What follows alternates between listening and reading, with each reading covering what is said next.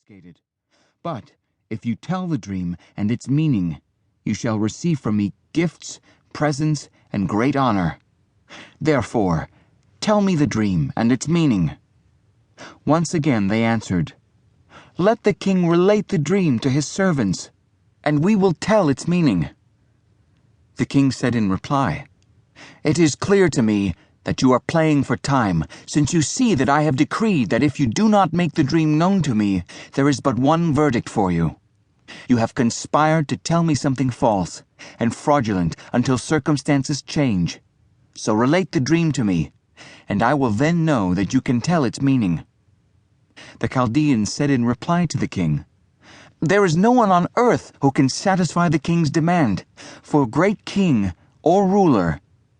None has ever asked such a thing of any magician, exorcist, or Chaldean. The thing asked by the king is difficult. There is no one who can tell it to the king except the gods whose abode is not among mortals." Whereupon the king flew into a violent rage and gave an order to do away with all the wise men of Babylon. The decree condemning the wise men to death was issued. Daniel and his companions were about to be put to death when Daniel remonstrated with Arioch, the captain of the royal guard, who had set out to put the wise men of Babylon to death.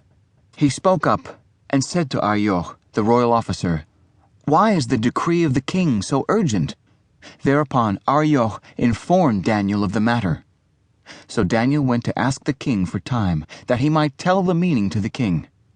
Then Daniel went to his house and informed his companions, Hananiah, Mishael, and Azariah, of the matter, that they might implore the God of heaven for help regarding this mystery, so that Daniel and his colleagues would not be put to death together with the other wise men of Babylon. The mystery was revealed to Daniel in a night vision. Then Daniel blessed the God of heaven.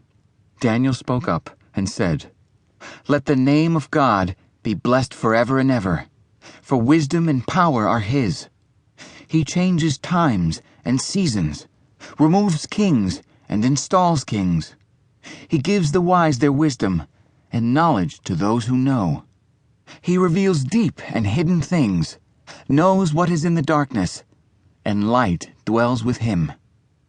I acknowledge and praise you, O God of my fathers, you who have given me wisdom and power.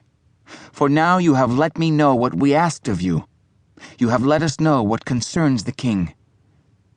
Thereupon Daniel went to Arioch, whom the king had appointed to do away with the wise men of Babylon. He came and said to him as follows, "Do not do away with the wise men of Babylon. Bring me to the king, and I will tell the king the meaning." So Arioch rushed Daniel into the king's presence and said to him, "I have found among the exiles of Judah a man who can make the meaning known to the king." The king said in reply to Daniel, who is called Belteshazzar, "Can you really make known to me the dream that I saw and its meaning?" Daniel answered the king and said, "The mystery about which the king has inquired, wise men, exorcists, magicians, and diviners cannot tell to the king.